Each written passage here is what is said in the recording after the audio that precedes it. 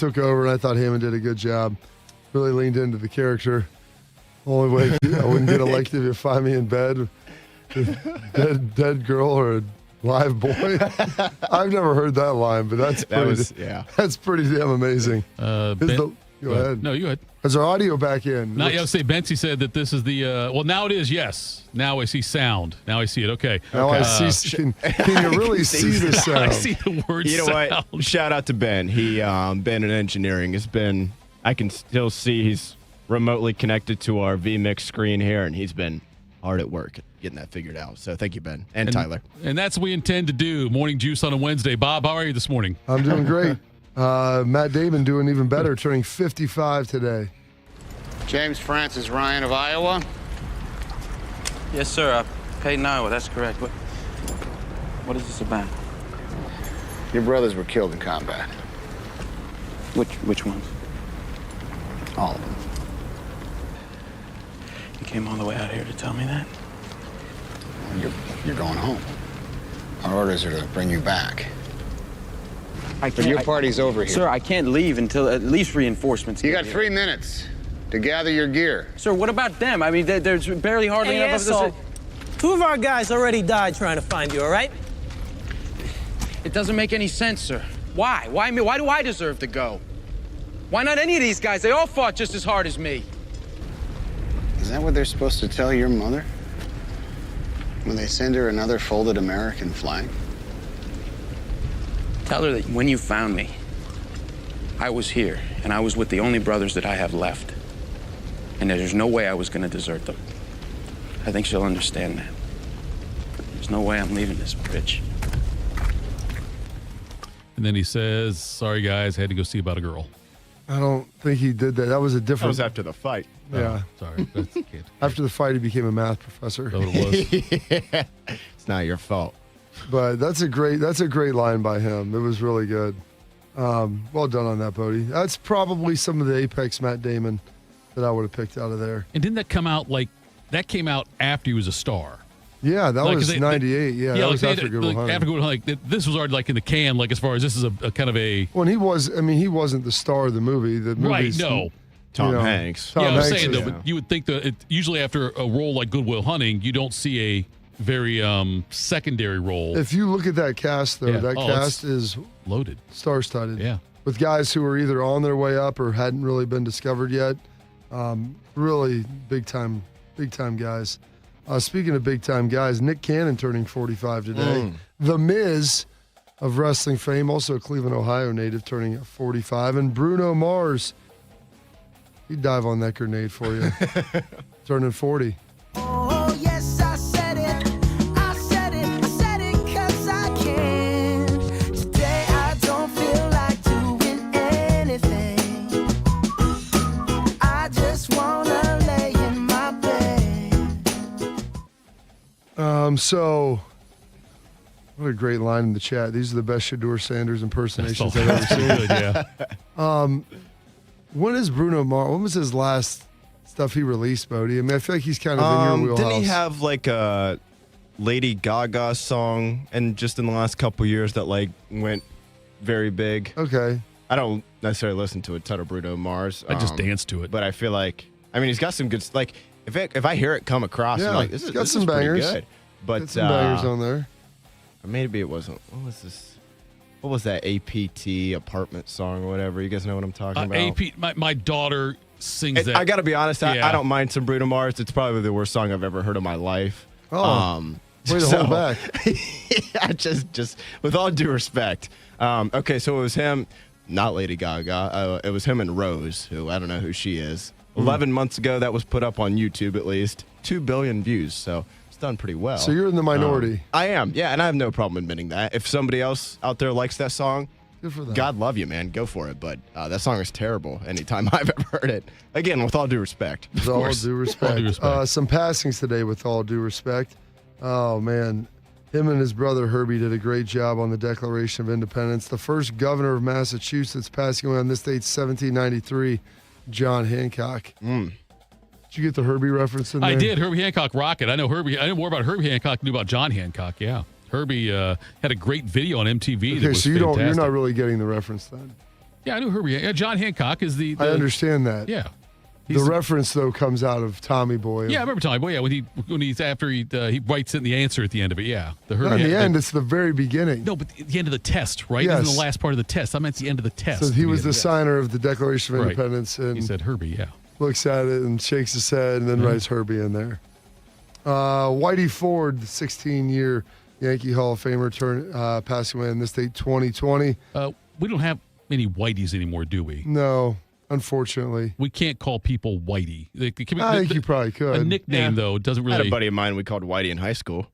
Pretty pale. His last name was White. Oh, there His you first go. name was I got you. a very popular name. We had probably half a dozen or so guys with this name, and so every single one of them just went by their last name. Like Bodie Well, Bodie's my middle What was name. the middle name there? or Brody. That too, yeah. There we go. And then losing a legend on this date, 2011. The guy who still liked a good overhead projector and an acetate and a dry erase marker to diagram it all for you, Mr. Al Davis. I just want to say 2 years ago, when we came to Los Angeles, I really believed that the greatness of the Raiders would be in its future. And with all the great teams we've had, I think today that this organization, this team, this coaching staff dominated so decisively that two things must be said. Not only, in my opinion, are you the greatest Raider team of all time, I think you rank with the great teams of all time that have ever played any professional sport. Al, thank you very much. Excellent job. Al, let me ask you something. With all the distractions that you have off the field, how are you able to keep focused on winning football games as you do and do throughout the years? When you have great coaches, then after you have great coaches, you get great players. You have a great organization, and you tell them one thing. Just win, baby. So that was after a Super Bowl, I'm guessing. That's correct, yeah. I believe it was 1980. They beat Washington. Philadelphia. So is that No, Flores? they beat Philly in 8. The Flores have been the coach you had then because Madden won it in like 77 after the 76 season. And then 80 is when Philadelphia lost with Vermeil to That's Oakland. right. Okay. Yeah. But that would have been L.A. then. You said when they moved to L.A. I thought Yeah. they moved to LA in 83. 83 was their LA He one, I talked thought. about them just Oh, I saying guess when, you're right, yeah. when we Must've been- moved to it's L.A. probably- I think it was the 83. 83. That's when they beat season. Washington. Okay, Yeah, so that's that the was one. the 83 one. Flores is still the coach, though. Yes, Flores still the coach, and that's the one where they Marcus Allen had the big reverse field run. Yes, where Yeah. all reversed. Yes, Yep. I got you. There are two men who have won a Super Bowl as a coach, as a player, and as an assistant coach. I know that Flores is the one of the two. Mm-hmm. Ditka. Good job out of That you, would have been buddy. Ditka. Yeah, good call by you. How about And them I knew it Cowboys? was it his birthday yesterday or the day before? I don't know how I was looking. I was looking something up for Mike Ditka yesterday. Yeah. Oh, one of my kids brought it up. They asked if he was still alive or not. Yeah. It's like, I think he is. He's 85. But that little nugget was in there. He was one of the two to win player, assistant coach, head coach. And he's one of four with Kubiak. And I can't think of the other two right now to win a Super Bowl. Oh, who won it for Philly, I think? Which one? Doug Peterson? Doug Peterson. Okay. Yeah, I think he's another that have won it for an organization that they played for as well. Oh, okay. Okay. There's one I'm missing in there with that. Ditka was part of two of those elite lists. Yes. Some holidays and observances today. Oh, goodness. It is. There's a lot of stuff on here today. National Children's Day. How about that? National Pierogi Day, which sounds tremendous. National Salmon Day, or salmon, depending on what you like. And World Octopus Day. And those historical events, your birthdays, your passings, your holidays, observances for this date. Wednesday, October 8th, 281st day of the year, 84 days remaining. And on this day, Jeff Thitoff realized that there were two types of meningitis, both bacterial and viral. And we may have both. Yeah. You never All three know. of us. Four of us. Was Me, Myself, and Irene, Michael says, wasn't that dude called Whitey? I never saw Me, Myself, and Irene. Did you guys? I have not. I saw parts of it. That's Jim Clips, Carrey. It's, right? I think I have seen the whole thing, but it's only been once, and it wasn't overly memorable. There's some good lines in it, but not a ton. Well done as always, General. You know what they say? Fool me once, strike one, but fool me twice, strike three. We'll talk about that next. Morning Juice. Delaware County Veterans Services, here for those who served. Located on the ground floor of the historic courthouse in downtown Delaware, our team of veteran county veteran service officers is ready to help you access VA benefits, emergency financial assistance, dental and medical grants, transportation, and more. Need a ride to a VA appointment? Facing a financial emergency? Are you or your spouse simply looking for answers? Then give Delaware County Veterans Services a call. 740-833-2010 to schedule an appointment. Delaware County Veterans Services. Hey, what's up? It's T-Bone. My good friends over at Sleep Better Columbus want you to know that if you're 65 or older, enjoying those golden years, but maybe you're dealing with restless nights, you need to listen up. Are you tossing and turning, struggling with sleep apnea, and that leaves you wiped out during the day? Well, it's time to reclaim your rest with Dr. Mark Levy at Sleep Better Columbus. As a leading provider in non-surgical sleep apnea treatments, Dr. Levy helps you breathe easier and sleep deeper with custom oral appliances, a comfortable alternative to CPAP. The best part is that Sleep Better Columbus is in network with most medical insurance plans and is a proud Medicare provider, so your coverage can work seamlessly with Sleep Better Columbus. And as we head toward the end of the year, don't let those benefits go unused. You don't want to wait to use your deductible. Act now to make the most of it with Sleep Better Columbus. Call Sleep Better Columbus today at 800-MORE-SLEEP or visit sleepbettercolumbus.com. Once again, that number, 800-MORE-SLEEP or sleepbettercolumbus.com for your consultation. Sleep better, live better, you've earned it. James Laurinaitis here for my guys at Green & Sons, the premier Kubota dealership in Central Ohio. Green & Sons has all the Kubotas you need to tackle your land and come out a winner. They have zero-turn skid steers, tractors from 18 to 171 horsepower, and also utility vehicles. My favorite is my RTV Sidekick. The best thing about Green & Sons is they've been family-owned and operated since 1970, and you will love dealing with the Green family and their winning team. Do what I did and check out Green & Sons located in Mount Sterling and Marysville or online at greenandsons.com for all your Kubota needs. Every child deserves a safe, loving, and permanent home. Help the Dave Thomas Foundation for Adoption find families for children who've lingered in foster care the longest. Learn more at davethomasfoundation.org. Hi, this is Martina McBride.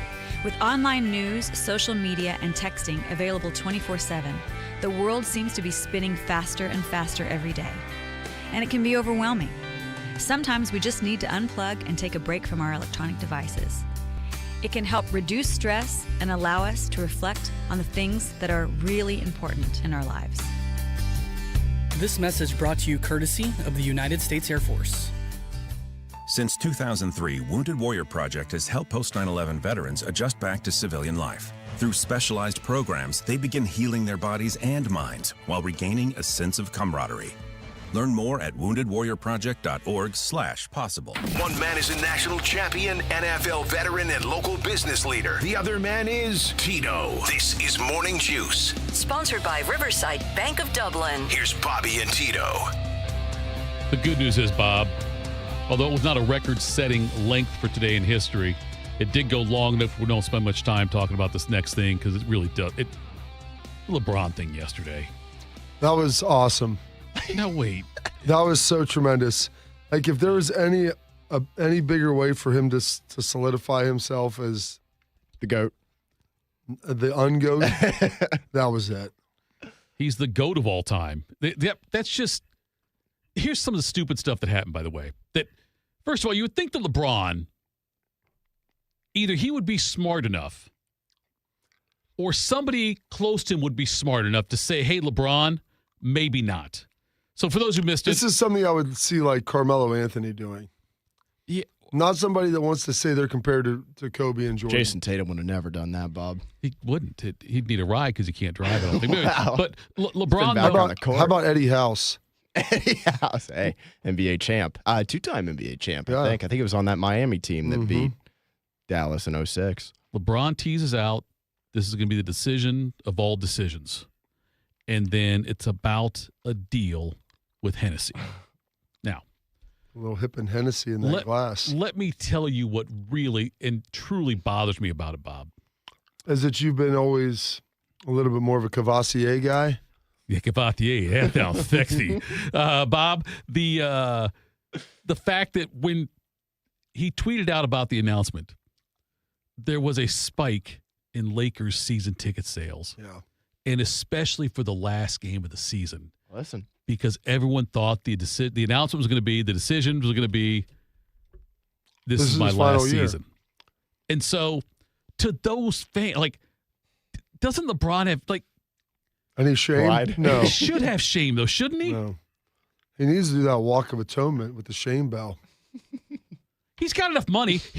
They should find out who all did it, and LeBron should personally call up and offer to refund their money. I mean, they might still get a great game. He might still retire. Who knows? But I'm just saying, like, I found it very, disingenuous. Just disappointing, Bob. Disappointing. It was kind of saddening because it was so. Shame. I feel like that app still could use some work. Well, it's probably so old. I don't know if they've updated it. The fact that it actually rang and it never rang. At least, if you want, Bob, I could just cut that up and throw that in the dad for you. Yeah, there we go.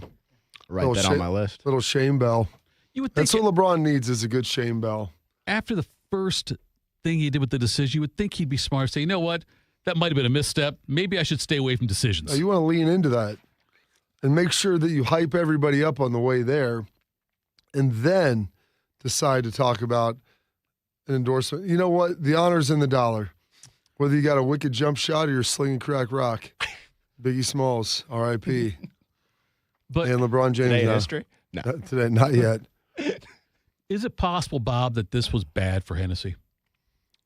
No, we're talking about it.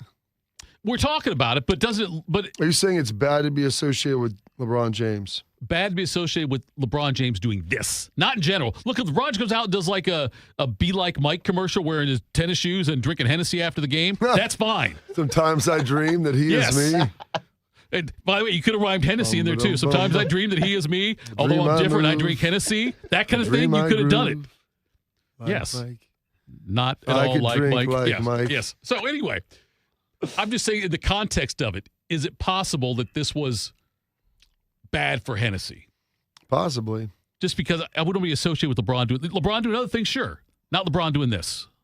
I guarantee you there's people that were probably mild defenders. They were like 51-49 defenders of him that probably flipped to about 0 to 100 now of saying this is ridiculous. Yeah. Because I've kind of defended him at points with him being like a contemporary and from Ohio, and I just saw that yesterday.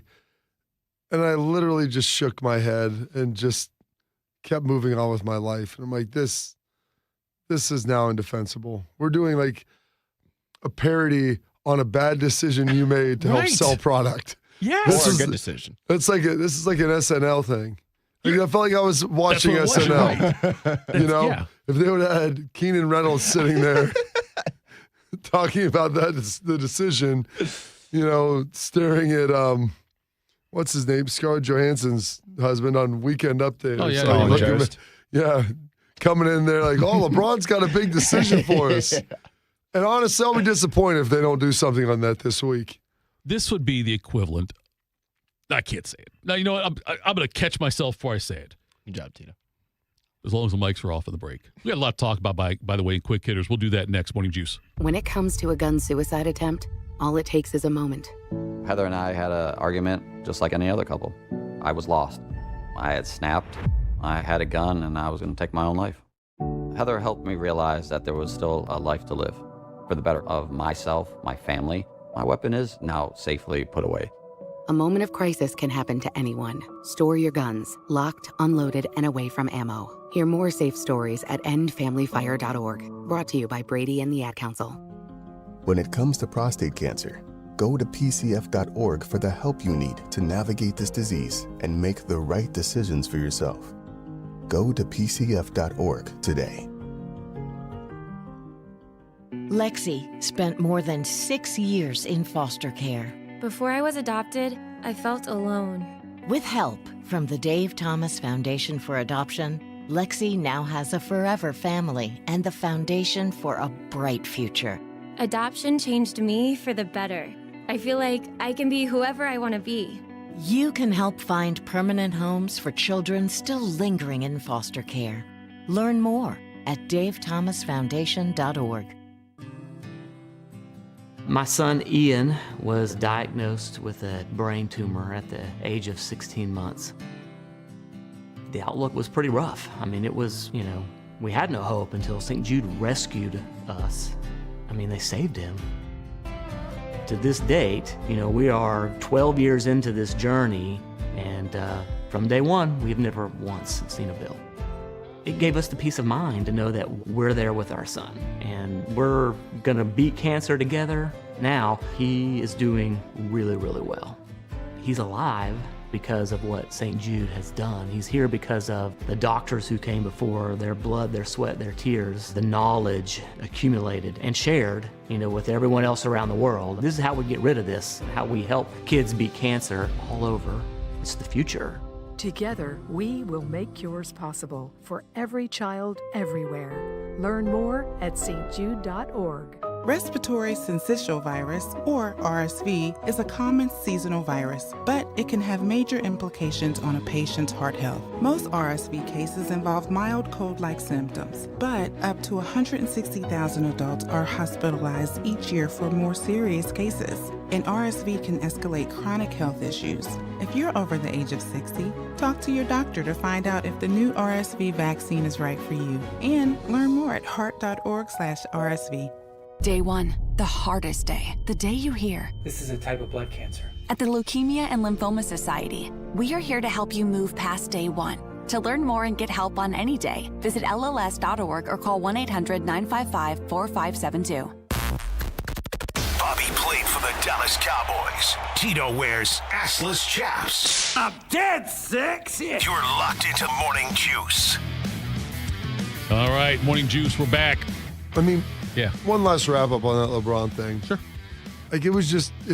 I look at it as kind of embarrassing for him at this point. Like, dude, you're trying to maybe win another title to get to 5. Yeah.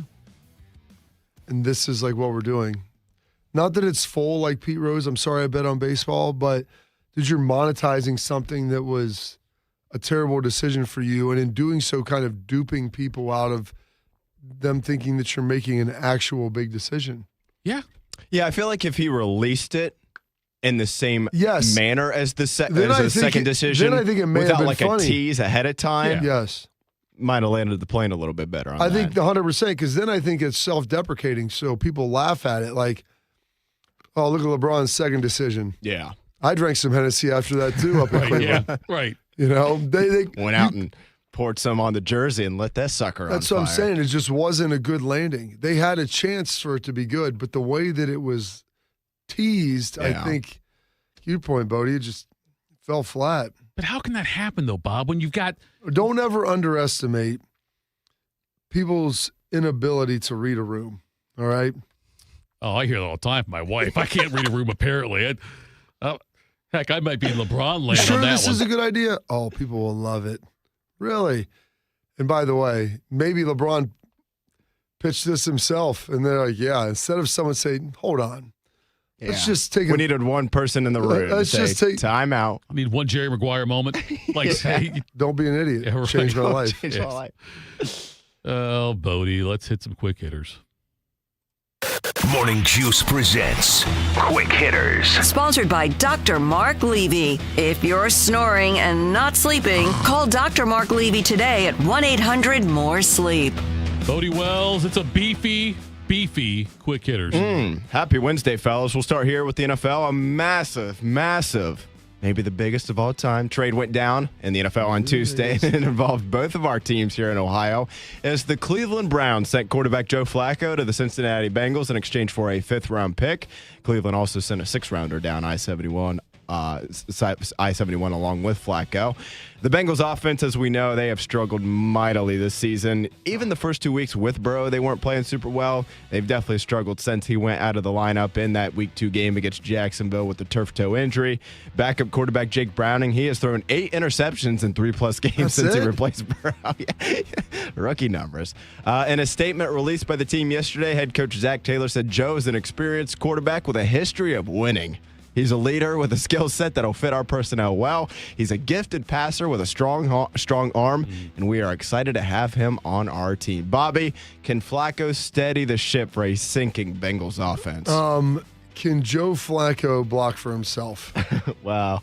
Because I think a lot of the problem, part of the reason why Joe's sitting over there with a boot on his leg is the fact that he couldn't get any protection.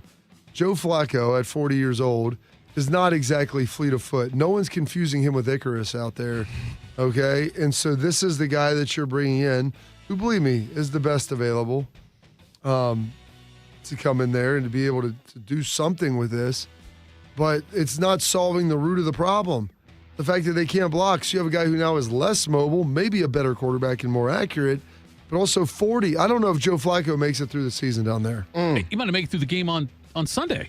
They've got, the Packers. And maybe Micah Parsons won't hit him a couple Should have times, brought right? in Dangerous. Okay, so, Bob. Mr. Unlimited. One thing, I'm with you that I think that it's Flacco is a better quarterback than Browning. But he might not as well. give them a better chance to win. He's going to turn the ball over less, but he also might die. Also might Here's get the other sacked. thing. I thought about this when Bodie just said that he got sent with a 6th-round pick down there. I think what you should do if you get traded with a pick, you should carry around those big checks that say 6th-round pick, and Flacco has to get off the plane holding that sign like, I'm Joe Flacco, and this is a 6th-round pick I Why are brought you with going to me. make Joe Flacco take the walk of shame? What did he ever do to you? I'm just saying, I think it'd be Won funny a to do Super that. Bowl. Yeah. Let me ask one more thing. The Browns now have 2 quarterbacks, right? This Gabriel Sanders. Yep. Right, Shador. They're bringing back Tyler Huntley? Well, look, I know that they have said that they don't want this guy to play for them. Who is that? This guy. But when he's healthy, they have to either cut him or put him on the active They're roster. not putting him up there. But if he's And healthy, he's not going to be healthy all year. Okay. I don't think you realize how it works with this. Unless he's going to go fight to get a second opinion, Right. their Achilles is a doctors hell are of a long way from the heart, Bobby. They're not going to clear him. And if you're him, why are you going to fight to get cleared if they're just going to keep paying you regardless? Hang out at home. Right. But if I'm the Sounds Browns, great. does he part of you? Hang out at the massage parlor. But you can't have Shador Sanders as your backup quarterback with a rookie in front of him. Why not? Why not? Because it'll be awful. You need to have. Who's saying they're trying to be good? I think awful that might be an improvement based off of how they've done so far this year. Subjective measure. They want both of these. So hold on. You're telling me that if Dylan Gabriel got hurt, you'd want to put Joe Flacco back in the game? No, I would rather put Tommy Huntley? DeVito. And go out and get somebody like that. I'm saying another veteran quarterback, though. Why? Answer me why. Because I don't think Sanders is ready. Okay. You don't have to answer that question, Tito. I'll answer the question. I got to believe, though, Bobby, that all the people that love Shador I don't Sanders. think he's ready. Dylan Gabriel's probably not ready. But you got to see if the guy can play a little bit, because here's the good news. You've got 2 first-round draft picks next year, and you're going to have to find out whether you're going to use one of them on a quarterback or both. Although that Jacksonville pick might all be of in a the sudden now, 30s. It could be. Yeah, it might be in the 40s when it's all said and done. They're that damn good. It's crazy. But, Bob, when you what bothers me, and I don't know if it bothers you or not, but it's just if they... I don't get bothered by much. Oh, I disagree with that, Bob. I think a lot of things bother you, but that's... I just deal with them. That sounded threatening. But anyway, I think that they're wasting a year of, say, Quinshon on the rookie deal. Coach, we already talked about all this. This is relitigating something that I could have told you in July. You're wasting Quinshon Judkins on a rookie deal. Myles Garrett in his prime. Okay. Even though he's retired, you're still wasting Joe Thomas. Wasting Joe Waste another skinny year of Joe Thomas doing commentary. Yes. All right? I mean, yes, true to all of those things. I feel sorry for Shark. To quote the great Beanie Wells, I'm in agreement with you. No relation to Bodie, by the way. Who's your inspiration, Russell? That's right. You want to go play for the Browns, Russell? They should have brought, honestly, the Bengals should have brought Russell in. Should have brought him and Flacco in. Yeah, Why not? that's why. Quarterback battle. Hey, well, one of them's going to get hurt. The next guy can just hop on in. We'll stay with the NFL here, guys. Dallas Cowboys owner and general manager Jerry Jones has been fined $250,000 by the league for his inadvertent, he calls it, obscene gesture towards fans at MetLife Stadium on Sunday. Many folks caught Jones on camera giving the finger. the middle finger, that is, to fans during the fourth quarter of Dallas's blowout 37-22 win over the Jets in the Meadowlands.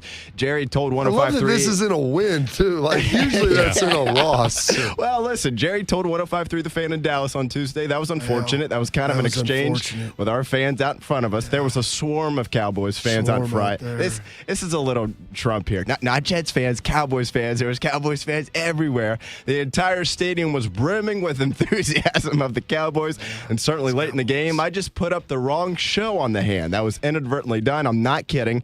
If you want to call it accidental, you can call it accidental, but it got straightened out pretty quickly. I had a chance to look at it. It got straightened out pretty quickly, but the intention was thumbs up and basically pointing at our fans because everybody was jumping up and down and excited. Tito, have you ever accidentally went to do a thumbs up and flipped somebody off before?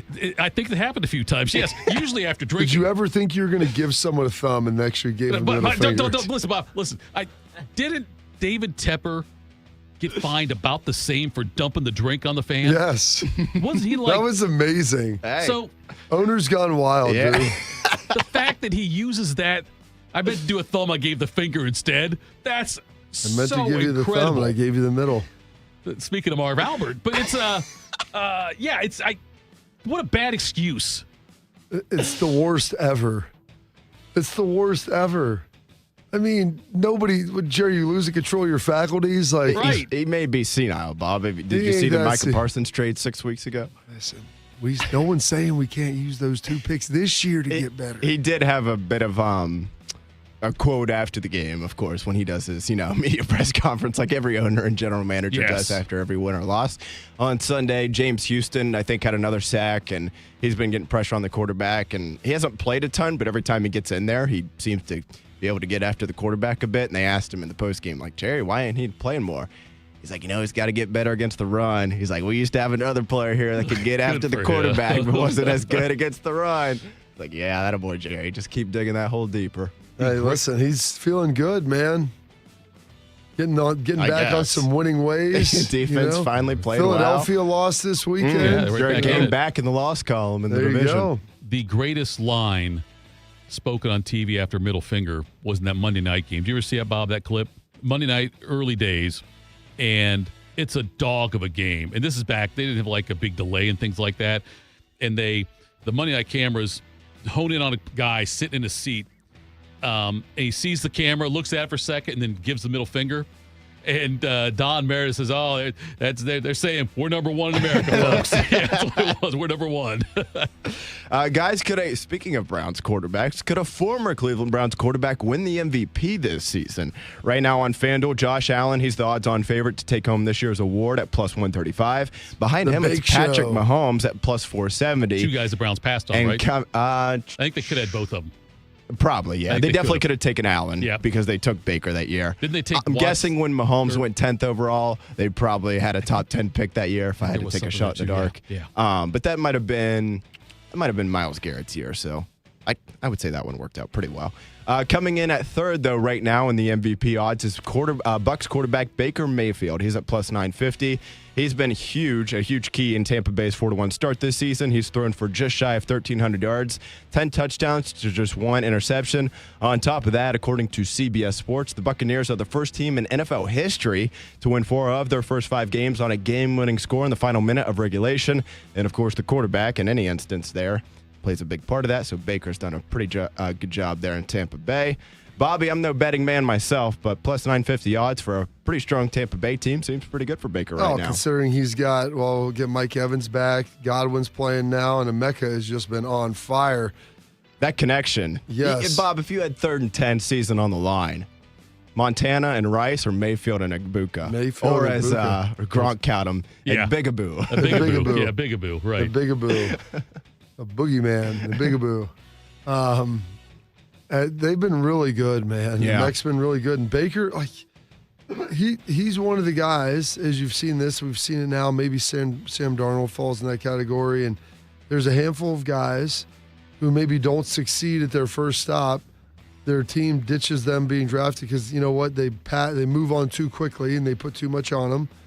And then they go have success somewhere else. Yeah. I mean, Baker's always been this guy. And the Browns would not be looking for a quarterback had they chose to keep him. Is he ever going to be the best in the NFL? I would have said no.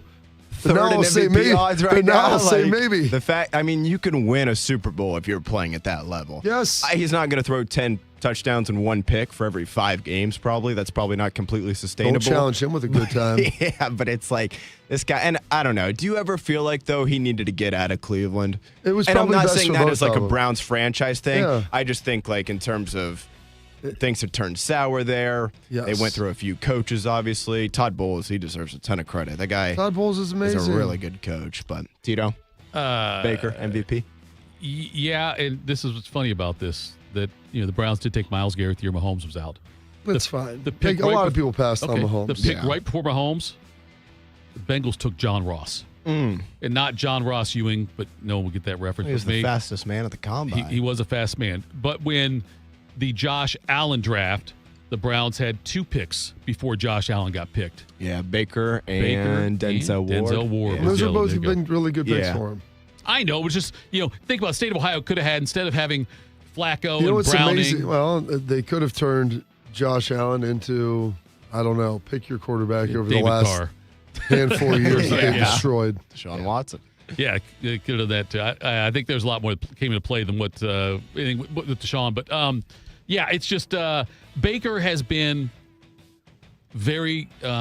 It's one of the better rehab things. It reminds me a lot, Bob, of the. God, I'm going to date myself some more. But when Jim Plunkett, was the top pick for the Patriots. He was good there. He was good, but he was never what they wanted him to be. Then he goes to the 49ers and doesn't do much, and then goes to the Raiders as the backup Won Super Bowl. to Mark Wilson and gets in because of an injury. Wilson. And then ends up becoming, a 2-time Super Bowl telling me champion. there's a football team now in Nashville? So, yeah, they almost won the Super Bowl last year. 1 lousy yard. What's that from?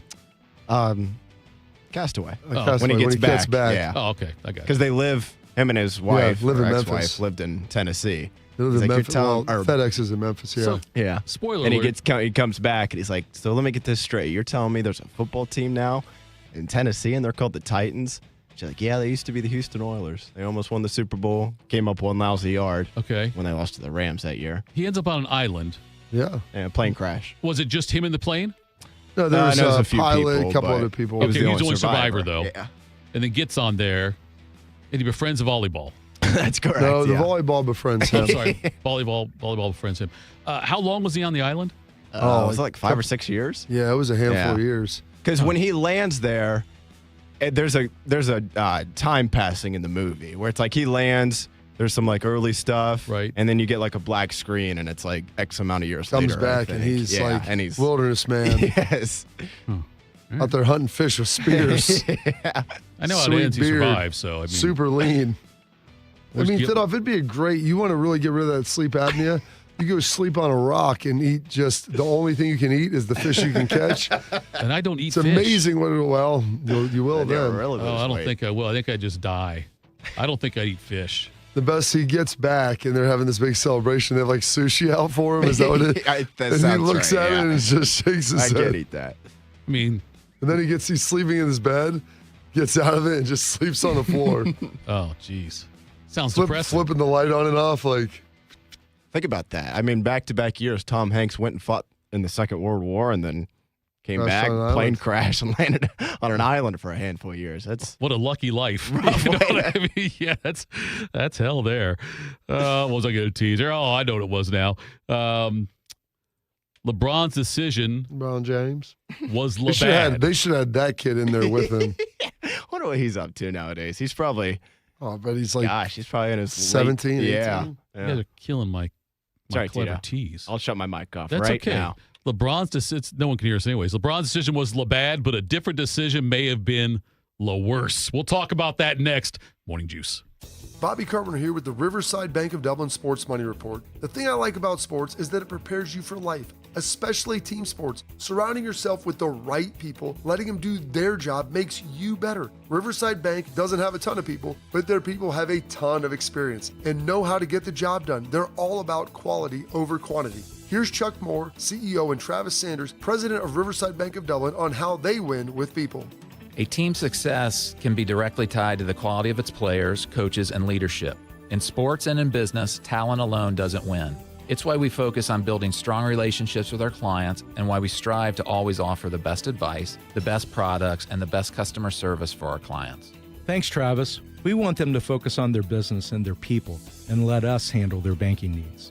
Tune in every day for the Riverside Bank of Dublin Sports Money Report. Visit their office at 6300 France Road in Dublin or even online at riverside.bank.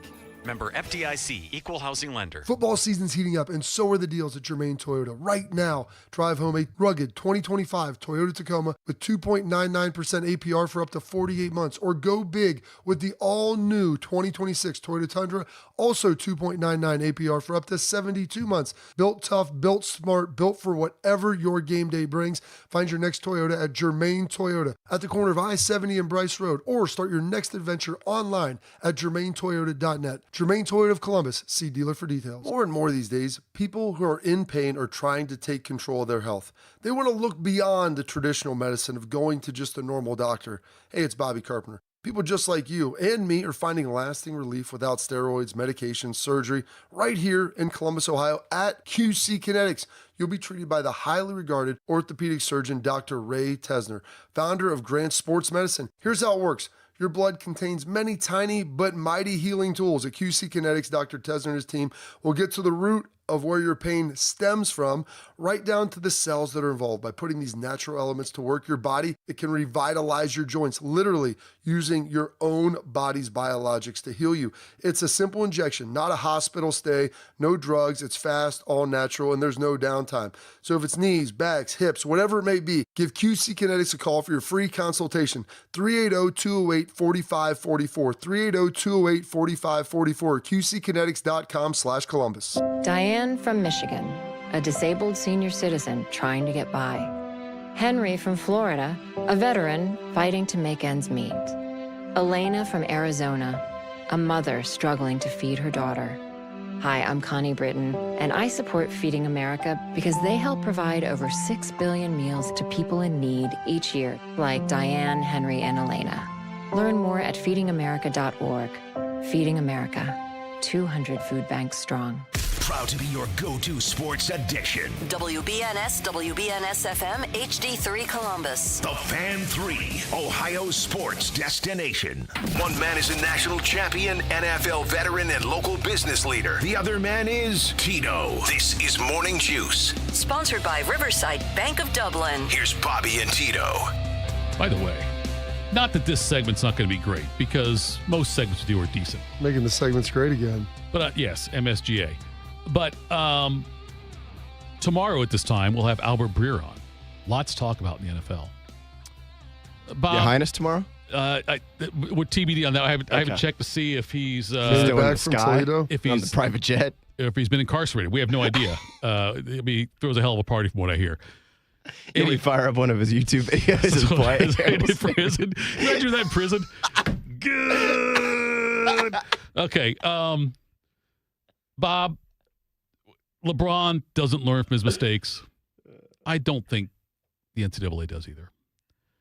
They're going to pass that thing with the transfer portal, where it's going to be the 15-day window in January. Mm-hmm. Their meeting concludes today when it will be finalized and all this stuff.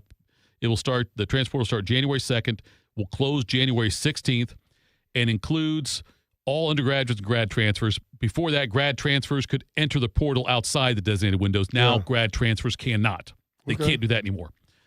The other side, then, they said the only exceptions to this, and I read this on Athletic, will be for head coaching changes and players who play in the CFP National Championship game.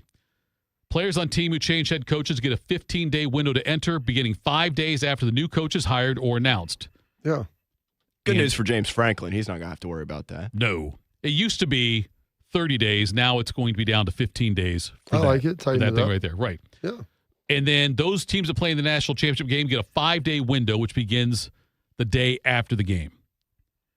We heard Day complain about it. Day doesn't like this idea. I don't like it either. And anybody who's because you're going to have guys getting in the portal while teams are still playing. They're like, well, it only happens to a few of them. Like, but it's the most visible time of the year. Right. That's when everybody's watching. Why wouldn't you just do it in May and do it after spring ball? And then that would be easier. But nope, they're going to do it now, which I will say, at least it's progress going from 2 windows to 1 window. So I'll give them credit and props for that. Maybe after they realize this is ridiculous, because it's not 1 window, it's a rolling window, because you have teams as they lose. Yeah. Or when they're done playing, they can have people get in. And so you're still going to have some of that jockeying going on and guys sitting out of meaningful games. It's ridiculous. But also, in a weird twist, they also announced a deal with Hennessy yesterday at the same time they did Spa, which I thought was kind of odd. Well, good for them. Yeah, the thing with, though, so Bob, logistically, then how does that work? So, what do you mean logistically? I'm going to get there. I'm like your children. I interrupt you. But like, so Ohio State's, let's say, again, they're gearing all, they're playing in the CFP. They're in the championship game, right? Mm-hmm. When the transfer portal window opens, do they allocate staff to talk to kids that are in the portal? Coach, they're evaluating everybody all the time. Evaluating it, but like in that time, like when it's open though, will there be staff that's not working on, or will they have designated people that are just like, you know what, these next 2 weeks, yes, we're playing in the CFP, we're trying to win a championship. What do you think Mark Pantoni's doing? Okay, that's fine. I suppose, is there more than that? Do you have to like?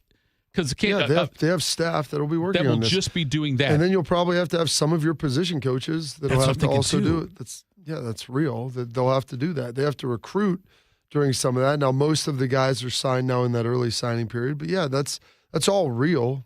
And so it's a diversion of your resources and focus from winning a national title to ultimately trying to procure talent for the future. So it's a balance. I just don't, Bob, it's got to be very difficult because in addition to that, you've still got to try to have an eye on re-recruiting your players you want to keep.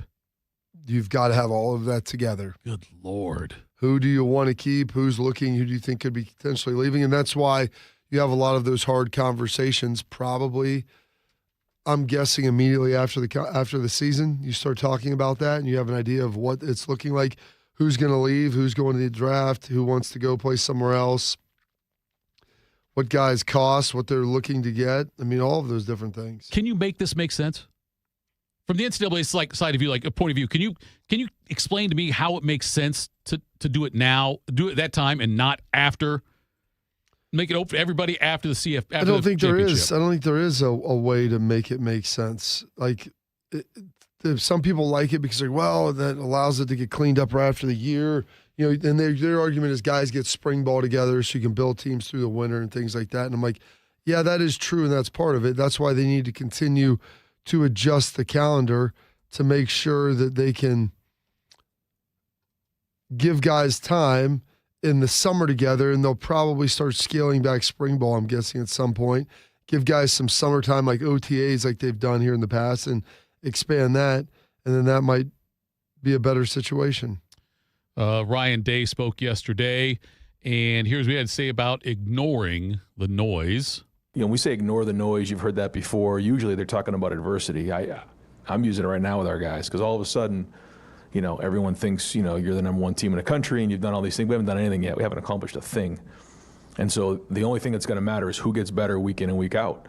And it's just easy nowadays because of the media, because of their phones, because of everything that comes with it. You can start reading your press clippings and you can start feeling pretty good about yourself. And then all of a sudden, you know, you get knocked out and you don't realize it. So we cannot let that happen. And you know, the coaches and the leaders and all those guys are determined to not let that happen. But that's because it's not about the score. It's not about the opponent. It's about us and our training and our foundation. And that's got to be the focus. It's the process over the results. And so, but the tricky thing is you got to bring it every week. But these are still 18, 19, 20-year-old men. You know, they're young men, but, you know, they're not pros yet. Although, you know, the world's changing, we have to make sure that they understand that. And when you haven't been through that before, I talk to the guys all the time, there's wisdom, you know, and if you can just listen to the people that have been through it before, like we have a lot of great coaches with great wisdom. And, you know, I suggest to our players all the time, ask them what it's like, because they've been through the ups and the downs and everything in between. And, you know, this is going to be a long season, and we have to bring it. Every single team we play, including this team, was a very good team, can knock you off if you're not on your game. He mentioned the ignoring the noise about the adversity and things like that. Yeah, I guess most people look at it as adversity. I've always looked at it like him. The noise is, there's some adversity, but a lot of times it might be people patting you on the back. Remember, a pat on the back is 6 inches away from a slap in the face. Thitoff.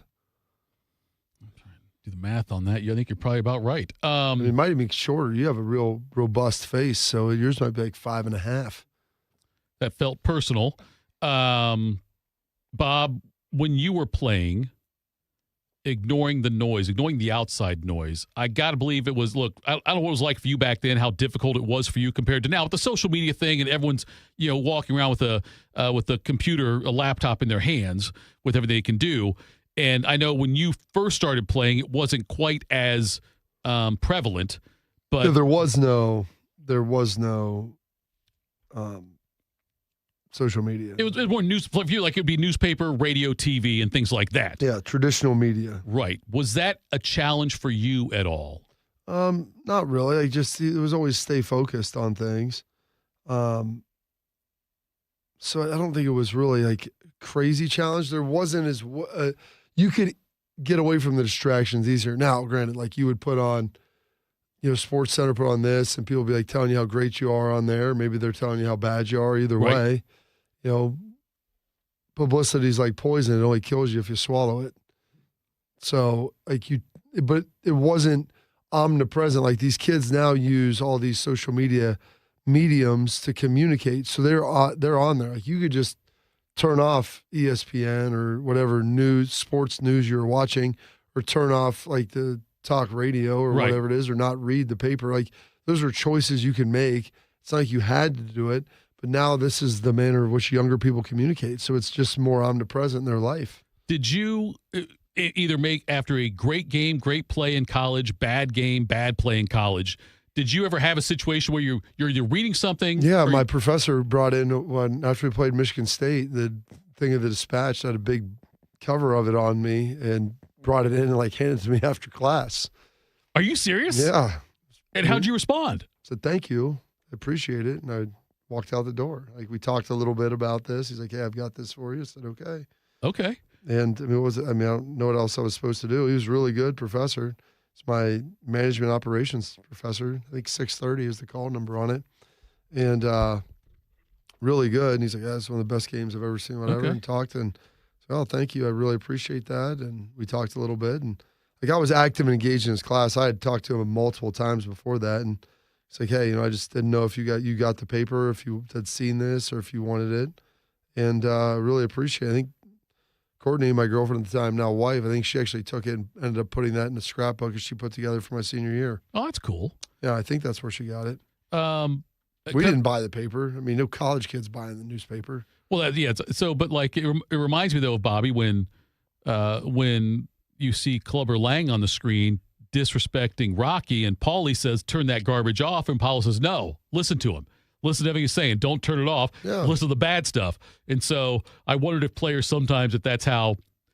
I got to believe some players. Yeah, you want to eat it. You want people use that. No, they're saying that we're done, we're washed, all that stuff. Let's listen to it. Make sure you realize who was with you and who wasn't. Right. Believe me, Ryan knows everybody that said good stuff about him, the guys that have said bad stuff about him as well. That's all right there. I love being on the right side of history on that one, by the way. I'm glad I'm on the side that was right. Yeah.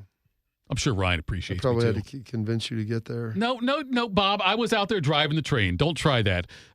Here is Ryan Day talking about the great start that Brian Hartline has gotten off to as the main OC. I think, he, has been really efficient. He's prepared for the games. He's got a good group around him. I think he understands that. And that's, we talk a lot about being, of course, not just calling the plays. It's all the organization leading up to that, which he's learning every day, but he's got a great group of guys around him. He understands that part of it. And he knows at the end of the day, it's about players, not plays, and all those things. But when you're doing everything for the first time, there's learning opportunities, which I give Brian a lot of credit for. He's not somebody that gets defensive or he wants to learn. He has that growth mindset, which is similar to what we're talking about with quarterbacks. And I think that's why he's done so well just in life and in this game, is because, he doesn't have a big ego when it comes to making a mistake. Once he makes a mistake, he's going to learn from it and grow from it. And so that's how you quickly get better at what you're doing. So still a long season to go, a lot of lessons to be learned. But, I think for a first-time coordinator, he's off to a great start. It's interesting you talked about his mindset, like a growth mindset. And there's a lot of things that Ryan says that, and he's very versed and worked, I'm sure, over the last 7 years at becoming a leader and understanding how to run a team and to lead men. But there's a book that I had read, and I can't think of, The Fixed Mindset versus the Growth Mindset. I think it's by Carol Dweck. It's called Mindset, actually. And it talks about that, the difference between having a fixed mindset. When you do something right or wrong, it's binary and it cannot be improved. Whereas the growth mindset is, well, I haven't done this correctly yet. Like, there's room to get things better. I just need to try it a different way. There's different advice I need to take, different knowledge I need to consume, and then I'll be able to get this right. Just because I didn't get it right today, that's not an absolute. That's simply one measuring point along this journey. And so the fact that, Hart doesn't have a big ego, loved learning from Chip Kelly last year. I mean, there's just so many things you can learn from great people, and Brian's surrounded by a lot, and Ryan being one of them, and just how they're able to work together is pretty darn impressive. Would you agree, Bob, that you talk about the growth mindset? And so, like, when I hear of the growth mindset, I'm thinking of like the constant, like the moving upward on the chart, on the graph. Yeah. I feel like the offense has done that each week. Yeah. Do you get it? You know what I mean? Like, well, they figure stuff out. They begin to work, like what works better, what doesn't work as well.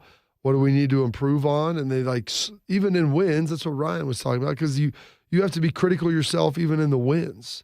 Sure. And if you do that, then you'll be able to always improve. Like, you're playing against yourself, your version last week and the week before and the week prior, and like every single week. Like yesterday's practice was unbelievable. It was one of the best in-season practices I've seen because of the intensity and the guys' desire to improve, and just across the board of how hard they practice. When you practice hard, you will expose yourself for the things you do well, but then also the things that you don't. And so you're always challenging yourself. And so that's how you continue to improve. It's not that you're doing everything perfect. It's that you're really pressing and impressing. You're going to make some mistakes. So now how do I press and then eliminate those mistakes as we're going? But you only figure that out by going really hard. So you watch practices since you've left the program. You've seen a lot of practices out there. Have there been times you've seen it? Because like you said, they had a great practice, one of the best practices you've seen out there. Have there been times when you've watched a practice and said, at any time, under any coach, where you've watched the practice and said, you know what? I'm concerned? Yeah, yes. That's happened. Often? I don't know. I mean, more often than you would think. There's times I'm sure Ryan's like, yeah, I'm watching this, restart it. I'm concerned. Like, yeah, there's a lot of times where that's happened. I wouldn't say, like, when I say a lot, I know it wouldn't surprise me if that happens once a year. Like, once, when I say once a year, meaning like probably in the spring one time. Right. Maybe one time during the fall camp or one time during the season where it's like our intensity's not there. Like, the focus isn't there. Have you ever seen a practice and then Ohio State didn't play well on Saturday and you're kind of like, yeah, I saw that coming? Yeah. I mean, I'm almost thinking like the Purdue 2018 where it's just like, so I don't know. My like, goodness, how did that happen? But if you watch practice all week, you'd be like, I kind of saw this coming a little bit. And maybe there's times like that. And then there's also times where, you just get caught in an ambush. Like, you think you're ready to go and you've prepared pretty well. And the coach is like, everything we've done is fine. And then they did something they didn't expect or whatever. And you just didn't adapt and adjust. And I think that still goes into like the emotional and psychological preparation for the game. But I'll never forget my defensive coordinator in high school, and it's funny, him and Rich Rod coached together in college. We were having a bad warm-up one time, came into the locker room, and he was like, I've long since given up trying to gauge how a game's going to go based upon warm-ups.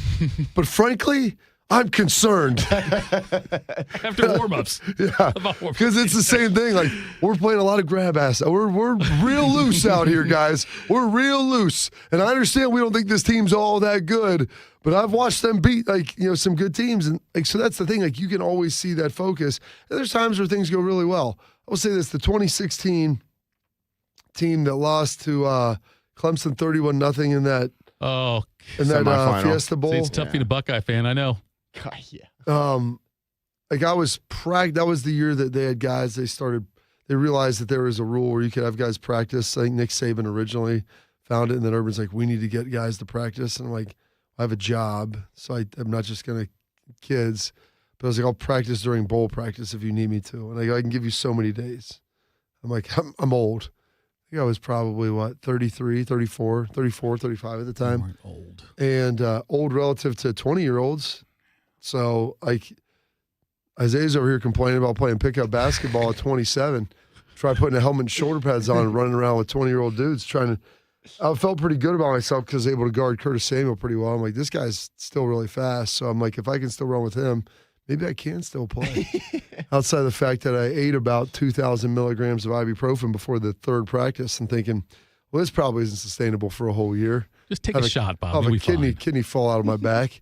But I was concerned then. And I was telling the coaches I was concerned because I had watched the Clemson film. I knew how good they were. And I told them, I'm a 34-year-old man, and this is not – and Hartline was practicing too on the offense. I'm like, you have two old dudes beating you. They have some guys that are going to be stars in the NFL and first-round draft picks coming up. And we're doing this to you. So they're like, it won't be like that in the game. I'm like, you don't think? I saw that D-line for Clemson. They're better. Okay, so when you walk me up on the edge – and I'm beating Isaiah Prince, I'm pretty certain that their guys are going to be able to do the same thing. And you know what? They did. You and Hartline out there like Uncle Drew. Oh, Hartline was cutting up our – I'm like, I look around, and he's catching a post. No one's within 3 yards. I'm like, that's not good. How'd he get that open? Yeah, well, he ran by him. Like, this is a 30-year-old dude. Do you need a bank who truly values local business in this town and an opportunity to work alongside him as partners? Whether you're a small business or a large operation, Riverside Bank of Dublin has the right tools for the job. Riverside Bank of Dublin has the experience of working right here in Central Ohio. They understand the business climate in our area. Will help you reach your goals. Whether you need an SBA loan to get your business off the ground, a line of credit to keep them running smoothly, or equipment financing to get your business up to scale, Riverside Bank will tailor a solution that fits your needs. Visit them at riverside.bank or stop in to get to know them in person at 6300 France Road. Riverside Bank of Dublin, member FDIC, equal housing lender. Is it Coach McPhail? McPhail. PH. Oh, so someone asked that? Jay forgot the H. It says Coach McPhail. That's what it says. McPhail. P-A-I-L. But Matt McPhail. Okay. Recently just got remarried again. I really enjoyed it. His other famous line is, I've been doing this for a long time. I've done this before you were playing. I'll do it well after you were playing. And I remember he coached obviously for my dad. He ended up, resigning and, just stepping down and became a principal and things. And I'm like, Coach, I'm still playing football and you're not coaching anymore. He's like, what happened to that? Oh, he hated that. I leaned into him big time on that. Coming next, we lean into Austin Ward. We'll do that next. Morning Juice. Hey, Buckeye fans. As the official wing sponsor of Ohio State Athletics, Roosters is kicking off an incredible giveaway you won't want to miss. This football season, we're giving away 12 ultimate Buckeye experiences. 3 drawings, 12 winners with prizes including tickets, sideline passes, and 3 trips to a Buckeye first-round postseason game. Go to roosterswings.com to register and see all the details. 3 drawings, 12 amazing prizes. Register today and every day. Roosters, a fun, casual joint. Regenerative treatments for joint pain are creating lots of excitement in the orthopedic community. QC Kinetics Medical Director Dr. Ray Tessner recalls a recent conversation with one of the country's most acclaimed orthopedic doctors. He said, when you and I are young, the arthroscope was a quantum leap in treating orthopedic problems. I think regenerative medicine is the new arthroscope. Surgery is no longer the go-to solution for chronic joint pain in your knees, hips, shoulder, or back. QC Kinetics is leading the next quantum leap. All natural regenerative treatments that provide relief and mobility. I think one of the tenets of being a good physician is the old saying of do no harm. That's what I enjoy about this form of treatment is there's very little chance that we're going to cause harm, and that's refreshing to me to be able to eliminate the dangers that can come sometimes with surgeries. Book your free consultation today in Dublin or Gahanna. Call 380-208-4544. That's 380-208-4544. 380-208-4544. Or go to qckinetics.com/Columbus. James Laurinaitis here for my guys at Green & Sons, the premier Kubota dealership in Central Ohio. Ohio. Green & Sons has all the Kubotas you need to tackle your land and come out a winner. They have zero-turn, skid steers, tractors from 18 to 171 horsepower, and also utility vehicles. My favorite is my RTV Sidekick. The best thing about Green & Sons is they've been family-owned and operated since 1970, and you will love dealing with the Green family and their winning team. Do what I did and check out Green & Sons located in Mount Sterling and Marysville or online at greenandsons.com for all your Kubota needs. As we wonder why our kids are struggling, someone is getting bullied. As we discuss how to improve their mental health, someone is being harassed on social media. As we wonder why they're skipping school, someone is crying themselves to sleep. Knowing the signs is the best way to prevent bullying. Please just leave me alone. Learn the signs at sandyhookpromise.org. Yo, I'm your old basketball. Haven't seen you out on the courts in a while. Why not pass me over to Goodwill? Donating me helps Goodwill's mission to provide career training and support services right here in the community. And that's a slam dunk. Donate today. Hey, I got next. To find your nearest Goodwill locations and to learn more about our mission, please visit goodwill.org. Goodwill, where your things start new lives. Attack and dominate. You're locked into Morning Juice. Sponsored by Riverside Bank of Dublin. Here's Bobby and Tito. Couple things, Bob, I want to point out to you before we get to our guest here, Austin Ward. But Isaiah Prince has not been on an active roster in 2 years. He has been in training camps. Some people are saying, isn't he still in the NFL? Not really. BDTM chimed in that it's the former McChickens one whose name I'm not going to say on the air. And what a handsome ginger stud. He's talking about Austin there. We'll get to him in a second. But is it ironic at all to you, Bob, that on the day Joe Flacco, former comeback player of the year, gets traded, the day after that, we have our audio problems start off, and then we come back and do this? Like, that would make us almost comeback show of the day, I would think, right? I guess. Don't call it a comeback, though. Is it possible Bodie That's did what LL this? Cool J said. Yes, he did. Is it possible that Bodie sabotaged the show on purpose so now he would get flowers for So he getting his could be the back up? hero- Yes, so he could be the hero? exactly. That's Is it the possible? thing. I didn't fix anything. I just sent out a text. Feels Said, like- can you please fix this? Help. Feels like you wanted credit for it somehow, even if you didn't. Let's get to our boy, the ginger stud. A guy who considers himself the mayor of Laramie, Wyoming, who holds the shuffleboard record at the Ranger, and most impressive, the commissioner of the Central Ohio Two-Man Scramble League. Here's Austin Ward. Austin Ward now. We've got him on here. Austin, Ohio State's offensive line this year. What player has grown the most for you? What player has impressed you the most based Grower. on Who's been the best grower? See, Bob, You Austin, got to phrase it right. which player has grown the most, in your opinion? You knew that was going to happen, Tito. I know, mean, you've been doing the show with him for almost a year now, right? I Yes. mean,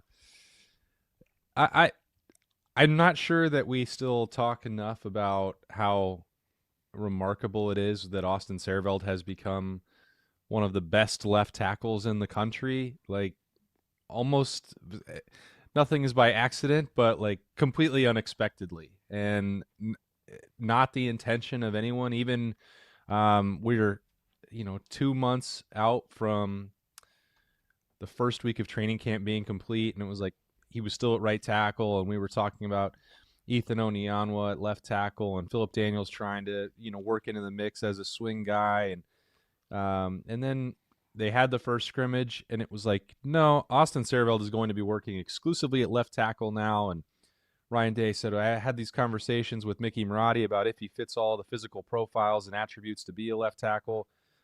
You've got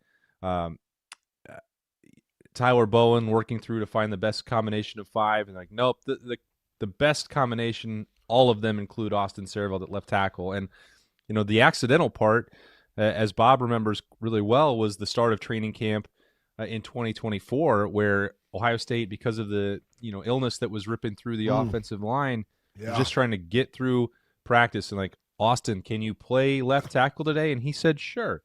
And then that went pretty well, and that planted the seeds of an idea. Now, he didn't work there throughout the rest of the season, and we saw him through the playoff run working at guard, but that started a conversation into spring camp that continued through training camp. And now, after all of that, he has become an Iron Buckeye, a captain, and a rock-solid left tackle. Now you have to continue to be that consistent week in and week out, but it's kind of crazy that you never have to say Austin Saraveld's name in a game when he is at that critical left tackle position and blocking for a team that's got a first-time starting quarterback. So, looking at last week's game, I think some people thought, based upon how well Minnesota had played, that you may give up 10, 13 points to them. You give up one drive at the beginning. Matt Patricia gets in the lab. They make the corrections. That's it. Go, I believe, 0 of 10 on third downs after that first drive, or 0 of 9. What did you learn any more about this Ohio State team watching that Minnesota game? Yeah, I think that we're still at the tip of the iceberg here for what Matt Patricia can do with this amount of personnel at his fingertips. And, the creativity was always the hallmark when he was in New England and working with Bill Belichick and finding roles for different guys every single week. But, those are pros. And so I'm not suggesting that it's easier necessarily to do this at the college level, but you don't have the limitations that can come with having a 53-man roster with half of those going to offensive players. When you have an 85-man roster and you have the most talented roster in college football, boy, suddenly, that encyclopedia, that coaching Bible that Matt Patricia has, you have like every page is theoretically available to him. Now, the balance, the science is how much do you want to install? How much do you want to teach? How much responsibility can you put on the plate of these guys who are not, they're being paid, but they are not NFL professionals yet. How much are they capable of learning and doing? And I think the cheat code has been to create some specialized roles. Now, you don't take Caleb Downs off the field. You're not taking Arvell Reese off the field, but some of the way that Ohio State has used Peyton Pierce, some of the configurations that we've seen for the defensive line when it has been at its best, whether that's moving Caden Curry around, whether that's, finding different ways to use a Bo Atkinson in certain situations, whatever it is. I think you're seeing week in and week out more creativity, more versatility. And PJ Fleck referenced this, after the game, which is just like, after that first drive, they made an adjustment and they took everything away. They figured out what we wanted to do, and they're so talented and so well coached that there was really no solution that Minnesota was going to be able to come up with after that. And I think that was the starkest, most transparent, most honest coaching conversation that has come out of any of these first 5 games. And it's not just Matt Patricia alone, because you also have to there's carryover from what McInerney, Tim Walton, James Laurinaitis, and Larry Johnson had done before. But, even if you had the highest of expectations and really believed in Matt Patricia from day one when he arrived, it still was 7 months of conversation about, we got to replace 8 new starters, and the entire defensive line has to be revamped after losing Jack JT and Ty. And it's like, somehow, with all of that being true, this Ohio State defense is on a historic pace that is even better than the one that was for the top-ranked defense and won the national championship a year ago. And we're learning every week about new things that they can do. So it's tough for me, Bob, to drill down to anything really specifically. I just know that I'm really enjoying the educational process every Saturday. He is just one half there, Bob, not saying which one, of the Beat with Austin and Berm, the daily podcast available First on 10 half. He's the A to the A to B podcast. On the 10 TV Plus app. That's just alphabetical. You can download the 10 TV Plus app today on Apple TV, Amazon Fire, Roku. Stay locked in with the latest Buckeye talk wherever you go. And wherever your podcast, you can check that out. Austin, in 1979, Ohio State ran off a string of 6 straight games in a row where their defense did not allow double-digit points in a game. Ohio State's got 5 in a row heading into the game with Illinois this week. If you had to wager a guess, or if you had to just wager a wager, who do you think will be the first team to score double digits on the Buckeyes in a game this year? Illinois has got some better quarterback play, and I think that they will be They can finally find some ways to move the football on the ground, not probably for 4 quarters, but for a couple drives. I think that they are, out of the next 3 opponents, probably the most capable of doing so. And I mean that with full disrespect to what's going on with Penn State and James Franklin and Drew Aller.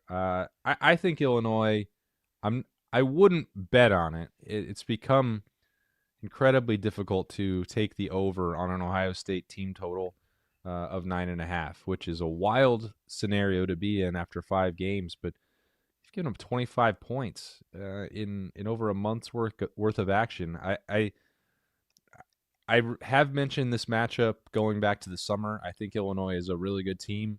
And when you remove one outcome from their resume, they look like a top 10 opponent. That's the way that Ryan Day and the Buckeyes are treating this game. He mentioned that on Tuesday in the Woody during Ryan Day's weekly press conference. It's hard for us, though. We don't have to watch all the film and treat Illinois like a major showdown. Hard to forget about 63-10 when you've got that, and the world watched what happened for Illinois against Indiana. So if I have to put actual money on it, I wouldn't take Illinois. Wisconsin is an absolute disaster.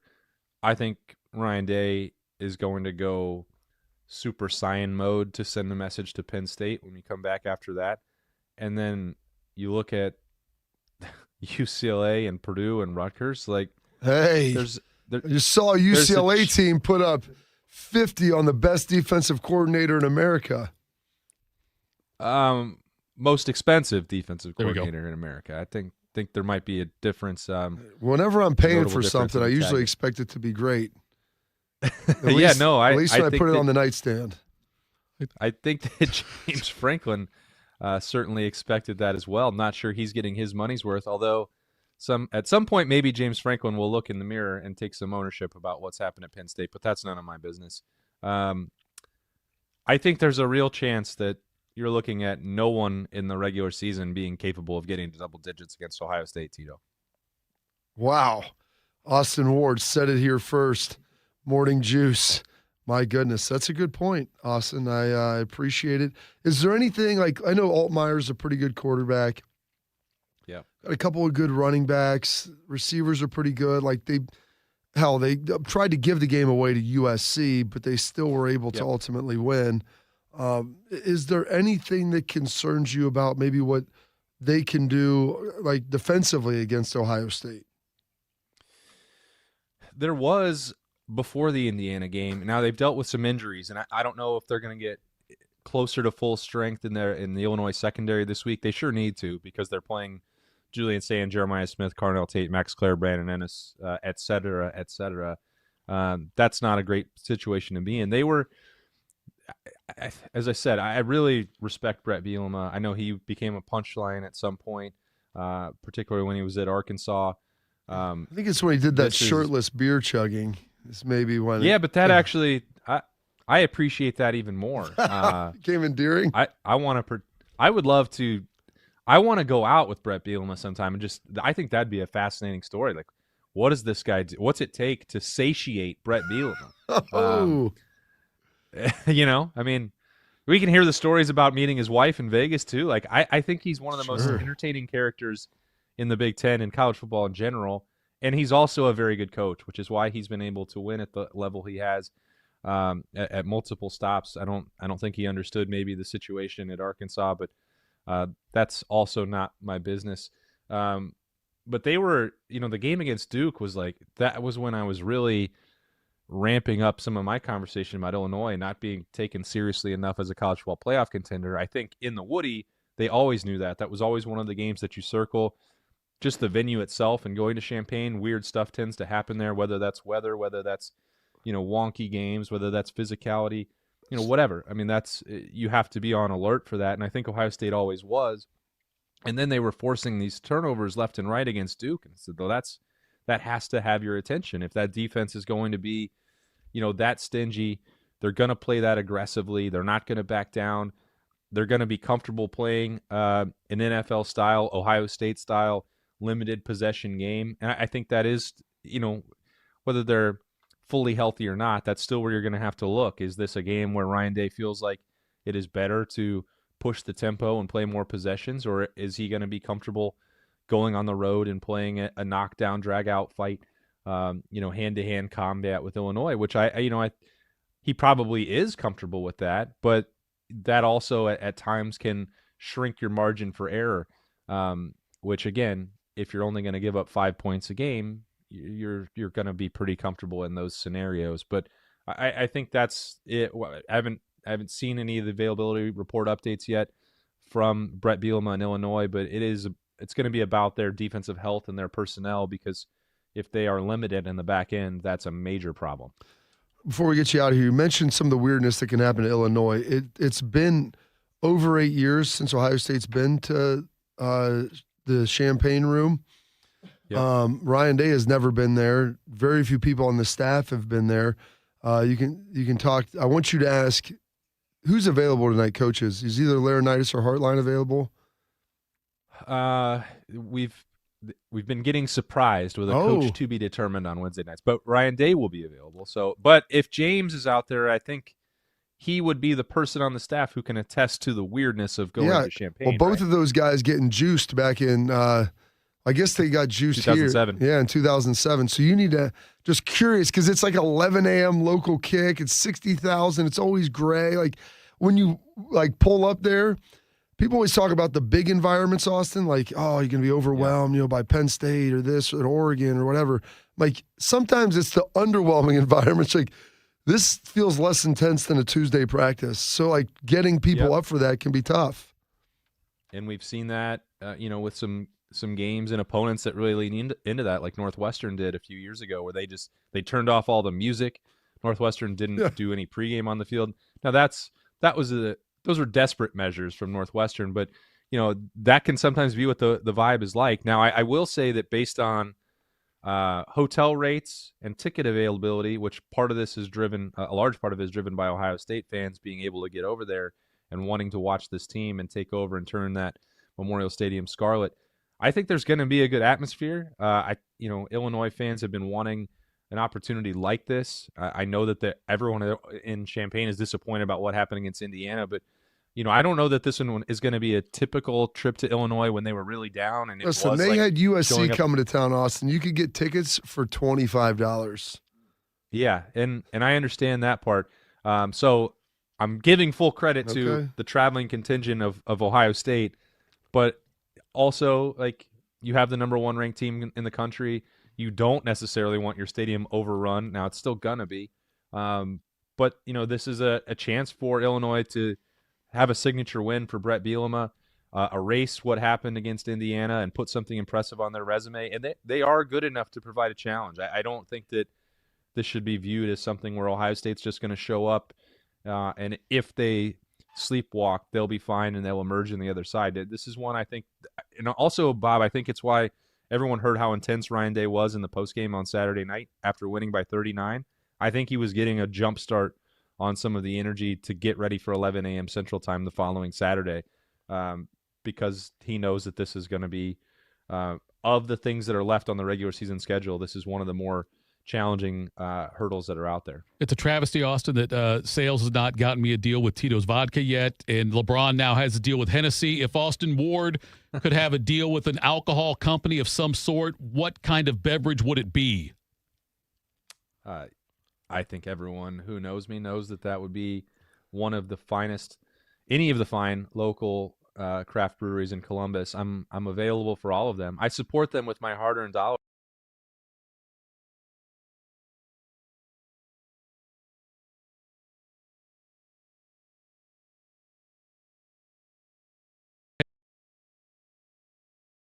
Juice when we come back next. Morning Juice. I'm Shanola Hampton. Every day, millions of people face. I will share with you some of their experiences. I'm stuck between paying for medications or paying for food. John from Maine. After paying my bills, I can buy groceries. It's sad to say, food comes last. Alice from Oregon. I thought pantries were for less fortunate people, but anybody could be less fortunate in a day or even a second. Claire from Virginia. The Feeding America network of food banks helps provide over 6 billion meals to people in need each year. No one should have to worry where their next meal will come from. Together, we can end hunger. Learn more at feedingamerica.org. Around the world, Children International and friends like you are giving children in poverty a chance to grow and thrive, to be healthy, to succeed in school, and achieve great things. How do we do it? In the best way possible, by helping ensure access to healthcare, nutrition, and educational opportunities. And most importantly, by empowering youths and their families to get out of poverty and into employment through life skills, computer, and job training. The very tools they need to break the cycle of poverty and build futures full of promise. Because every child deserves a chance to realize their full and best potential. Learn more about how Children International is empowering children and families by going to children.org today. That's children.org. While serving in Vietnam, a grenade took my ability to see. Today, I'm a sculptor. Now, my fingers are my eyes. I'm Michael Naranjo. As a veteran, I know the challenges of life can be great. In my art, turning a lump of clay into something beautiful, that is worth doing. Life is like that. We each must use what we can to make things better. DAV helps veterans like Michael get the benefits they've earned. They help more than 1 million veterans every year in life-changing ways. Now, I show others how they can create something with their own hands. I know it can do a lot of good. With support from DAV, more veterans can shape their lives into a thing of beauty. My victory is bringing beauty into the world. Michael Naranjo, may your victories inspire many more. Support more victories for veterans. Go to DAV.org. Tito has had 2 wives. They've both been named Heather. If you know someone named Heather, please warn her. This is Morning Juice. Morning Juice, we are back. Austin Ward will get his answer next week on what he was saying there. That's a horizontal tease right there. I'm telling you right now. The Capital Florida Columbus High School football game of the week takes us to Pickerington North Friday night as the Panthers host Grove City. I think that's Ryan Baker's alma mater. Coverage starts at 6:30 with the kick at 7. After the game, it's Bayer Subaru Dublin's overtime with the aforementioned Ryan Baker and Lee Cochran. Friday nights or R4 high school football on the Fan. Bobby, let's tell people what we're excited about. What's got you juiced? Sponsored by Billiards Plus. Find your next grill and everything you need for the master griller. Billiards Plus on Dublin Center Drive in Dublin. Bobby, it's Wednesday. Yeah, it's got me juiced. Yesterday, first night off of football for the week. Really enjoyed that. Didn't have any even youth practice because it rained so much. Haven't seen rain in I don't know how long. Didn't know what to do. Grass started Someone told me long ago. Yeah. Used to rain here. Rained a lot. And you know what? With the rain, brought a little cold. I guess that's the official end of summer. On October 6th was the day that the final day of summer. Last day of 80s. We're going to get some 70s. It's still going to be nice. It'll be warm. I love some good fall weather. You can get like a little long sleeve on, where it's, 50s, 60s, feels good. The smell of leaves, the smell of fall is absolutely tremendous. I don't know how much leaf change we're going to get this year because of the drought and everything that happened, so that's a bummer. But excited for that. And last night I watched about 25 minutes, maybe 30 minutes of baseball last night. Little Yankees Jays. Why not dive on into that? Then I flipped over and started watching Office Syndication because that was much more entertaining. But got me going there. And then also yesterday I was at practice, and they put this out yesterday. They have the black stripe alerts for when the guys officially become members of the team. And it was great to see Tavian St. Clair, Bellefontaine's own. I know it's Bellefontaine, folks. Bellefontaine's own Tavian St. Clair getting his black stripe off. The highly rated freshman quarterback coming in here. He's done a great job on scout team. has looked really good. And so they felt that he was worthy now of being a dude and being part of the whole squad. And so a big congratulations and kudos to him. And, I've told him I'm looking forward to another native Ohioan as the starting quarterback. We had Cardell ultimately do that, and he was, here, won the national championship. But, I think you talking to him about his tenure at Ohio State as the starter, air quotes, and how kind of unique that was. But I told Tavian, you got a chance to be the first guy to do some great things here, as a full-time potential starter and a big-time guy coming in. Really, since Troy Smith and even going back before that. And so he has a great representation of not only being from Ohio, but, Bell Fountain, I'd say, is fringe Central Ohio. So really excited for him to be able to have that opportunity. And yesterday was one step in that process for him to be able to get it done. And then also had a nice little lunch over at local cantina with my wife. So that was fun. That was our Tuesday date day, which our daughter even joined us on. So fun day for that. Excited for one more day of the week here. We've got a little bit of football here this evening, which should be fun and entertaining to be able to be a part of. Got some XM today as well. And, excited for all of the happenings. And excited to hear what Schlegs has to say, Bodie. You guys be proud of me. I cold turkey got off the nicotine. And I tell you what, I miss it every second that I'm not having it. Dadgummit. I'm doing good. I'm drinking more coffee. So I stopped nicotine. That helps because I go to sleep better. I don't do electronics. I put the phone away and I go to sleep. That's what I do. I just get rid of all the distractions and I just go to sleep. And now I sleep better. That blue light will get you. That's what they say, at least. That's what that must be. Feeds in your brain, keeps you up all night. His Monday nights must be a lot of blue light lately. Yeah, that's why yesterday morning he was a little sleepy, Schlegs. What has me juiced, guys? Speaking of baseball, saw this last night in Detroit at the Tigers-Mariners game. There was a young man at the game, about front row of the maybe left center, give or take, wearing a Dump 61 here T-shirt for Cal Raleigh, the Mariners superstar catcher who hit his 61st home run in the game. His nickname is the Big Dumper, so that's where that little slogan comes from. And he hit his 61st home run right to this guy. Yeah. So the guy catches the ball, and what's he do next? He takes off the T-shirt, and he has a Dump 62 here T-shirt under the Dump 61. So great job out of the guy. The Mariners, I think I know they're one win away from going to the ALCS for the first time. I think since 01 or 02 range, give or take there. So it's been a while since Griff and Randy were back there. Yeah, so good for that guy. He's enjoying life there. What also has me juiced, speaking of The Office, got an email yesterday from Peacock saying, come check us out here. You can check out the old good stuff like The Office. You could check out some of our new shows. And by the way, Notre Dame. Peacock only exclusive Saturday, 3:30. NC State is in South Bend. You can only watch it on the Peacock. Of course, my subscription renewed back in January without me being alerted about that. That's so I paid for the whole year. So I've been ready for this game for my whole life, or 9 months at least. Tito, the last time the Wolfpack came to South Bend, Josh Adams ran for about 400 yards, 35-14 win in 2017. That has me juiced. That amazes me. What's got you juiced, sir? It was a big win, Tito. We beat USC the week before 49-14, and that's probably Mount Rushmore greatest nights of my life. That the fact you know all this stuff off the top of your head. I know stupid stuff too, but I don't know that specific stuff though. I know like certain things that happen in different years and things like that. No, it's not stupid. It's impressive there. Bob, you said one more day of the week. Are you here Friday or not?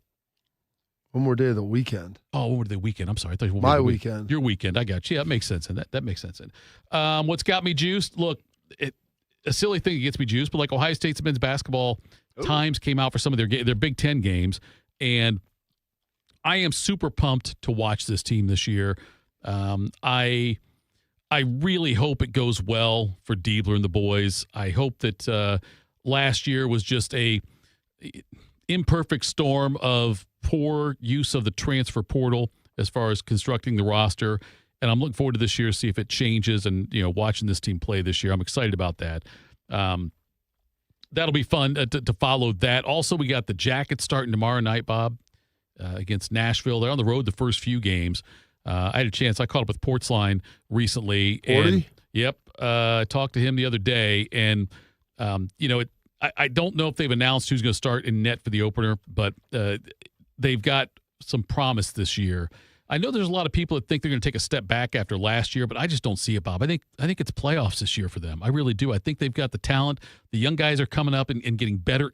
I think that they were last year. If they can figure out the net, and I know, Bodie, this is what you usually say it's anybody's net, right? Right now, it's not your net. I want to see Jet Greaves in the net because he wouldn't take the test, Tito. Exactly. And so I'll be – and that's you guys have also now made it where I make too many Miracle references now. Not that you can make too many, I guess, but the fact you guys do that now. The worst thing was when my kid's soccer game, he went down with an injury, my 8-year-old son, and I said out loud about how the knee's a hell of a long way from the heart, and a couple of parents. Put your gear on. There was one parent that laughed. You know what? Put your street clothes on.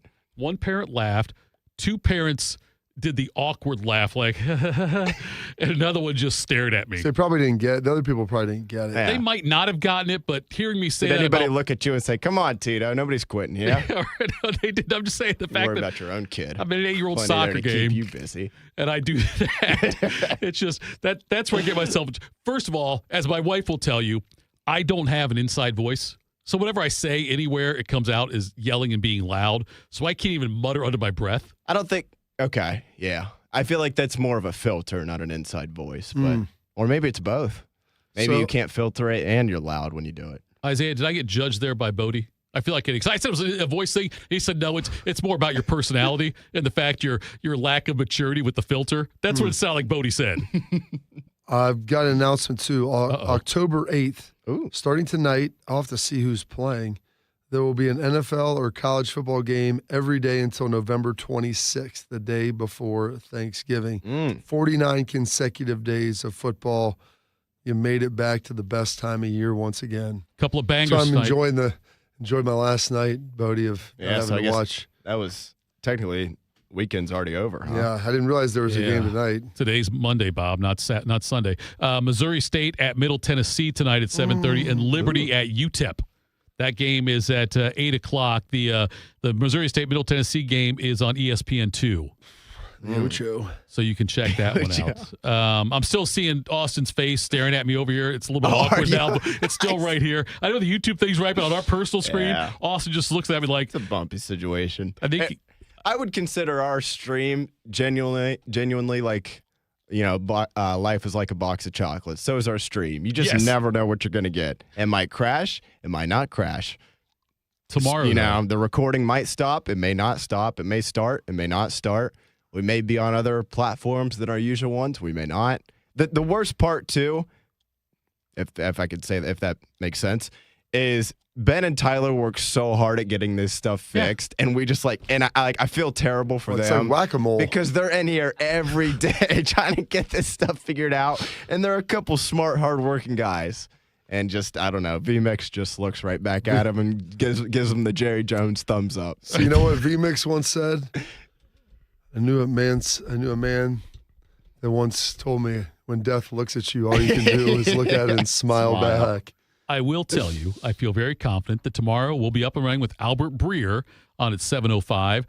We were NFL picks, and speaking of crashing, who knows, Your Highness, we're going to try to confirm that one up. If we can get him, if Hero's Toledo trip went, like we don't already know how it probably went, we can probably make a guess on that one. Juicers, thanks for sticking with us today. We had the problems early on, but it all worked out great now. Thank you. We will talk again tomorrow. Morning Juice.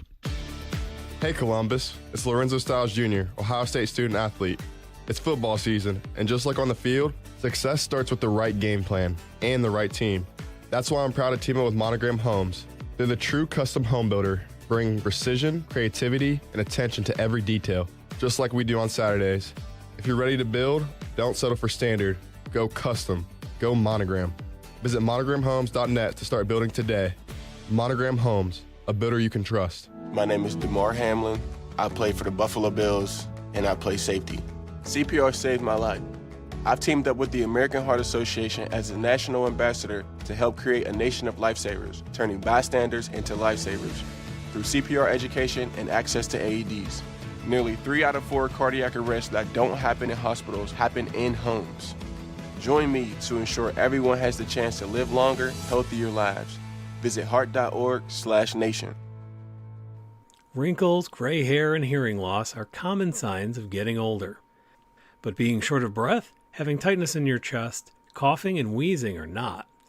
If you are experiencing these symptoms, you may be one of the millions of people who are living with a condition called COPD but don't know it. Early diagnosis and treatment can add years of better breathing to your life. For more information, talk to your doctor and visit copdfoundation.org today. We are the keepers of the wild, America's original and most invested conservationists. For more than 80 years, we've been committed to conserving wildlife and the natural landscapes that define our nation. From rugged alpine ridgelines to peaceful tall grass prairies, we've supported the conservation of more than 36 million acres of American wildlands. Our funding has led to cleaner water, fresher air, and improved wildlife habitat. From abundant fish and waterfowl populations to robust deer and elk herds, nothing is more important than maintaining wild spaces for adventurers to explore and wildlife to thrive. We are America's hunters and target shooters, stewards of the American outdoors. America's hunters and target shooters, along with firearm, ammunition, and archery manufacturers, have invested more than $46 billion to help state fish and wildlife agencies manage and protect wildlife and wildlands across America. For more information, visit outdoorstewards.org. For the past 100 years, Shriners Children's has become family to over 1.5 million kids. In tough times and good times, they're there when we need them most. Please go online right now to loveshriners.org. What would it take for my child to only miss half a day of school for treatment? What would it take to find a cure for childhood cancer? It would take all of us to come together to support the research. Join us. Go to childrenscancer.org today. Proud to be your go-to sports addiction. WBNS, WBNS FM, HD3 Columbus. The Fan 3, Ohio sports destination.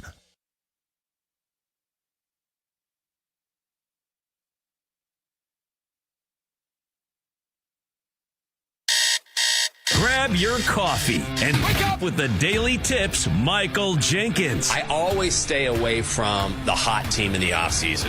Whenever you see everyone piling on praise, it just feels like a sucker bat. Can you dig it, sucker? And Chelsea Messenger. I don't want to lose to somebody dumber than me. Yes. When you're in an office pool with somebody playing fantasy football, and it's somebody who just puts it on autograph, like, I don't watch football, whatever. I don't want to lose to those people. For the best wagertainment here on the BetMGM